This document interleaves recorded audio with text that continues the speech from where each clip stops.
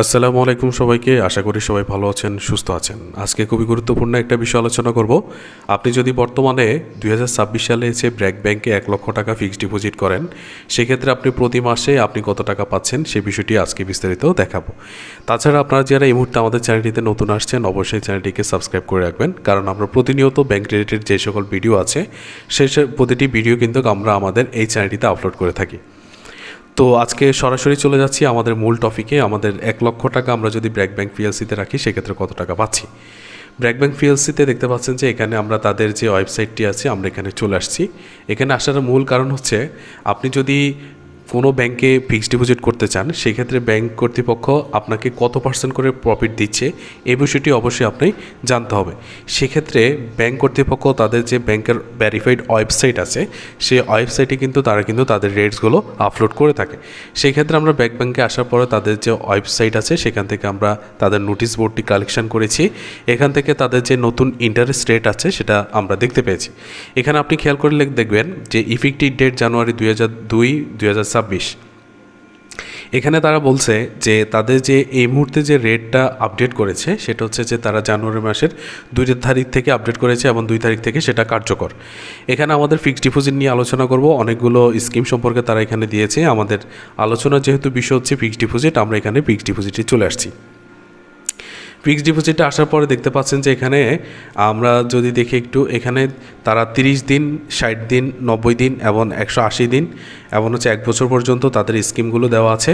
আপনি চাইলে যে কোনো একটা স্কিমে টাকা জমা রাখতে পারেন, তবে আমরা প্রত্যেকটা বিষয় নিয়ে আলোচনা করব।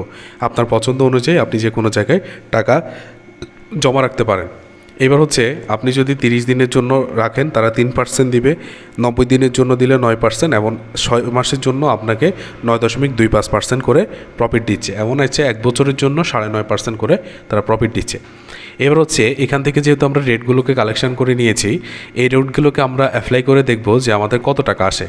আমরা আগে থেকেই হচ্ছে যে আপনাদের সুবিধার্থে রেটগুলোকে বের করে রেখেছি। এখানে যদি দেখেন ব্র্যাক ব্যাংক পিএলসি নতুন এফডিআর ফিক্সড ডিপোজিট রেট 2026, বাম পাশে আমাদের টাকার অ্যামাউন্ট 1 লক্ষ টাকা। আমাদের স্কিমগুলো দেওয়া আছে 1 মাস, 3 মাস, 6 মাস, 12 মাস।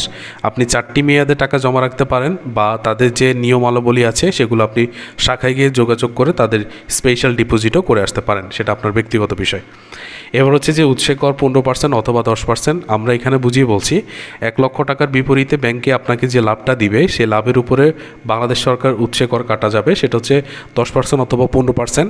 এটা প্রতিনিয়ত ভিডিওগুলোতে আমরা বলছি যে আপনার যদি টিন সার্টিফিকেট থাকে সেক্ষেত্রে আপনাকে 10% দিতে হবে। আপনার যদি টিন সার্টিফিকেট না থাকে সেক্ষেত্রে আপনার 15% উৎসে কর কাটা যাবে। এবার আমরা দেখেন যে আপনি যদি 1 মাসের জন্য ব্র্যাক ব্যাংকে রাখেন তাহলে ট্যাক্স কাটার পর 213 টাকা আপনি পাবেন। আপনি যদি 3 মাসের জন্য রাখেন 1 লক্ষ টাকা তাহলে 1913 টাকা পাচ্ছেন। আপনি যদি 6 মাসের জন্য রাখেন 3931 টাকা। আপনি যদি 1 বছরের জন্য রাখেন 8075 টাকা আপনি পাচ্ছেন। তো এখানে আরেকটি বিষয় বলি, সেটা হচ্ছে যে আপনি 1 বছরের জন্য করে আপনি যদি 3 মাস বা 6 মাসের মাথায় ভাঙতে চান সেটা পারবেন কি না। অবশ্যই আপনি ভেঙে ফেলতে পারবেন, সেটা আপনার একান্ত ব্যক্তিগত বিষয়। তবে আপনি যে লাভটি পাওয়ার কথা ছিল এখানে, যে লাভটি কিন্তু পাবেন না। অনেকে হচ্ছে 3 মাস বা 6 মাসে করে আপনি বিদেশে চলে যান, সেই ক্ষেত্রে পরবর্তী সময় কি হবে, 3 মাস মেয়াদ পূরণ হয়ে গেলে এই ক্ষেত্রে হচ্ছে ব্যাংক কর্তৃপক্ষ আপনার এই বিষয়টিকে স্বয়ংক্রিয়ভাবে, মানে হচ্ছে 3 মাসের জন্য করেছেন, আপনার প্রত্যেক 3 মাস পর পর কিন্তু অটোমেটিকলি এটা চলতে থাকবে। আমরা এখানে একটা ছোট নোট যুক্ত করেছি, সেটা হচ্ছে যে মুনাফার রেট যদি পরিবর্তন হয় আপনার লাভের পরিমাণটা কিন্তু পরিবর্তন হবে এবং ব্যাংকগুলোর রেট সবসময় কিন্তু একরকম থাকে না। তাই নতুন আপডেটের সময় সম্পর্কে কিন্তু আপনাকে বিস্তারিত জেনে নিতে হবে। এবার হচ্ছে আপনি যদি এই অ্যাকাউন্টটি করতে চান ব্র্যাক ব্যাংক পিএলসিতে, সেক্ষেত্রে আপনি প্রস্তুতি হিসেবে কী নিতে পারেন। আপনি অ্যাকাউন্ট খোলার জন্য তাদের আপনার যে ভোটার আইডি কার্ড বা জাতীয় পরিচয়পত্র আছে সেটা, পাসপোর্ট, ড্রাইভিং লাইসেন্স অথবা জন্ম নিবন্ধন, এই 4টি ডকুমেন্টসের যে কোনো একটি ডকুমেন্টস আপনাকে নিতে হবে। গ্রাহকের পাসপোর্ট সাইজের 2 কপি ছবি আপনাকে অবশ্যই নিতে হবে। নমিনির voter ID card, passport, driving licence অথবা জন্ম নিবন্ধন, এই 4টি ডকুমেন্টসের যে কোনো একটি ফটোকপি আপনাকে নিতে হবে।